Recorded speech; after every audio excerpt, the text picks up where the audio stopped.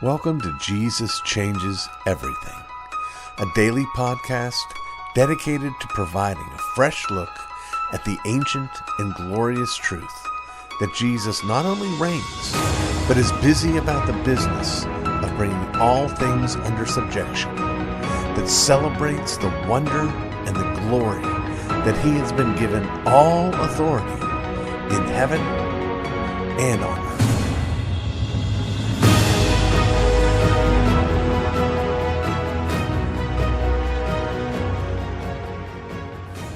Well, we come now to another one of our Atin segments, and I thought it might be fitting to take a moment to remind you why we do these segments.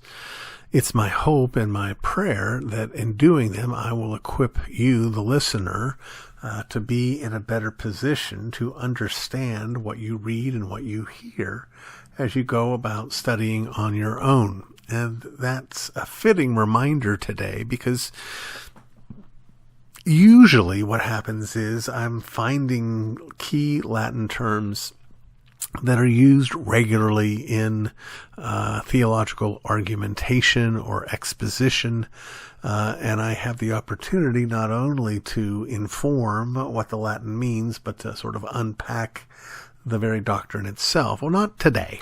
Today, instead, I'd like to use a phrase that I know shows up more regularly in your reading, and it may puzzle you, but the idea itself is not in the least bit complicated, and that is the expression Locus Classicus. Locus Classicus. That is Latin meaning, more directly, classic location, or maybe another way to put it would be classic place or standard or classic passage. You see, it would be typically used in this way. The locus classicus of the doctrine of total depravity is found in Ephesians chapter 2, where we're told we are dead in our trespasses and sins. It's the classic text. It's the text everyone knows about, everyone goes to. I can tell you that there's actually value sometimes to avoid the locus classicus, because that's also where the defenses get built. Let's take, for instance, the doctrine of the sovereignty of God in our salvation. We have these arguments often that I call dueling passages, where the Calvinist throws his favorite text at the Arminian, and the Arminian throws his favorite text at the Calvinist, and they both start throwing texts back and forth, trying to see who can make the biggest pile. And that's really no way to settle something. You've got to be able to explain all texts in light of what it is you're affirming, not just your texts. You can't throw out their texts. You got to make them all your own. But I also encourage folks, when you're trying to help people understand the sovereignty of God and salvation, it helps from time to time to not go to a locus classicus, but to go someplace they don't expect. For me, the locus classicus of non-locus classicus texts is found in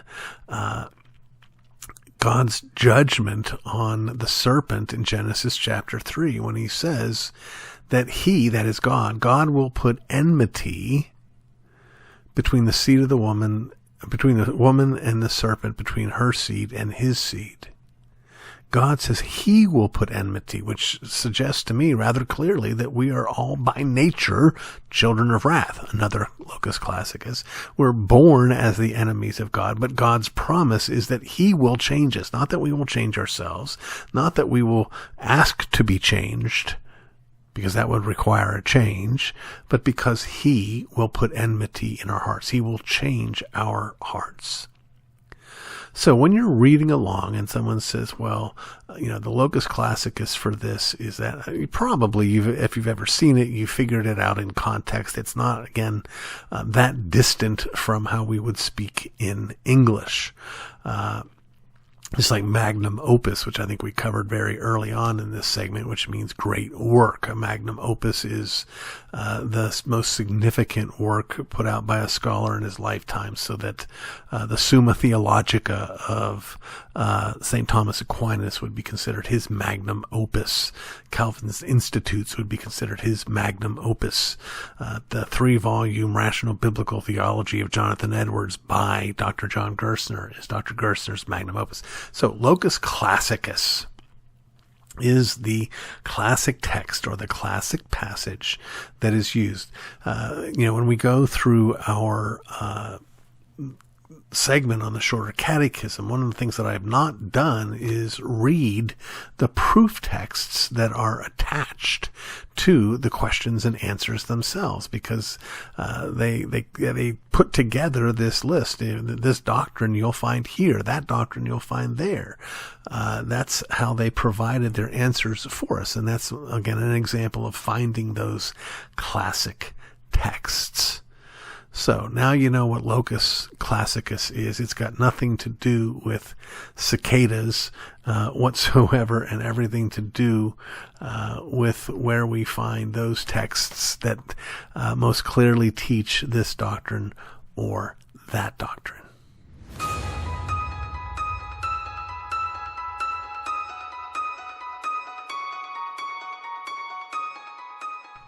I have been known from time to time in the past to sort of mine old information that has the lasting power necessary for content for the Jesus Changes Everything podcast. But typically when I do that, I find something rather old. Today, as we move our Ask RC podcast into an Ask RC segment on the Jesus Changes Everything podcast, I thought it would be wise, given its timeliness, to actually share an Ask RC that I wrote just a week or so ago. You see, I do that too. Once a week or twice a week, I publish on my blog an Ask RC, and this is precisely what I want to share with you, again, because it fits my circumstances right now. The question that I was asked was this: has getting COVID shifted your thinking on vaccines? Has getting COVID shifted your thinking on vaccines? No. No, it has not. The experience of having COVID has not been a pleasant one, though happily the worst of it lasted only a week or so for me. Before I contracted COVID, and going back to the beginning of the pandemic, and you can check my old stuff on this, I have been quick to boldly proclaim my ignorance on matters both scientific and statistical. I have, by His grace, managed to stay mostly above the fray. There are, however, a few areas where I have some level of expertise that overlap the vaccine questions that divide us. I serve as a professor of ethics, and for decades now have made a study of the legitimate role of the state, both of which have made me not a rabid anti-vaxxer, but a deeply committed anti-mandate man. It is precisely because I'm not an expert on medicine, contagious diseases, genetics, I can't even pronounce immunology, that I feel no need whatever to try and reach a conclusion on the vaccine, nor to argue in defense of that conclusion. I am more than willing to leave this to scientists to hash out. I would ask, however, that both scientists and politicians, those demanding that we all, quote, follow the science, recognize their own relative ignorance in my field. I'd ask them to follow the ethics. When a scientist says you ought to receive the vaccine, that scientist has ceased to speak as a scientist and has begun to speak as an ethicist. He, however, is so utterly ignorant that he doesn't even know he's now speaking as an ethicist. In fact, those who do this are guilty of misinformation. Science deals in is. Ethics deals in ought. I don't mind if a scientist says, if you don't get the vaccine, you'll get COVID and die. Even though I don't agree with that sentence. I don't mind if a scientist says, if less than 95% of you don't get vaccinated, millions will die. Even though I don't believe it. Both of these, however, are hypotheses that can actually be tested. The statement, you ought to get the vaccine, or worse still, the statement, you should be punished for not getting the vaccine, is no longer science. It's not testable.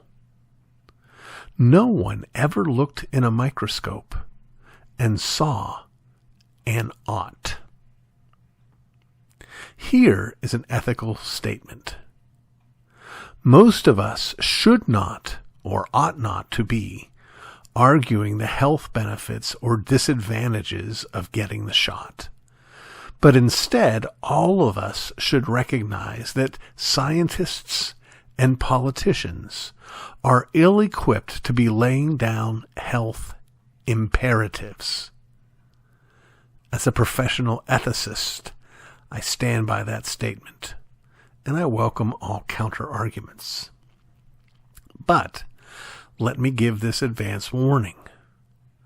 Arguments built on, if you don't do X, then bad thing Y will almost certainly happen.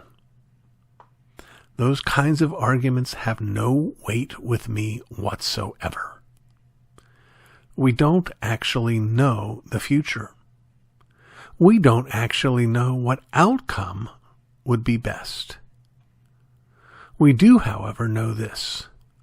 Forcing someone against his or her will to have injected into his or her body something they don't want injected into his or her body is Mengele level evil. My unpleasant experience of having COVID has zero impact on that moral fact. If you want to get vaccinated, by all means, help yourself. Maybe it will spare you what I've been through and what I'm going through. If you don't want to get vaccinated, I pray you will be free of any state requirement to get one.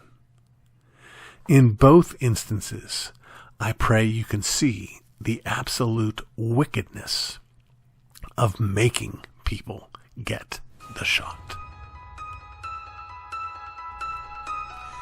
You've been listening to the Jesus Changes Everything podcast, a production of Dunamis Fellowship, the teaching outreach of Dr. R.C. Sproul Jr. If you've enjoyed this podcast, we encourage you to subscribe, which you can do at all the usual outlets, to tell your friends, and to spread the word. To learn more about the work of Dunamis Fellowship, please visit rcsproulJR.com. And join us next time on Jesus Changes Everything.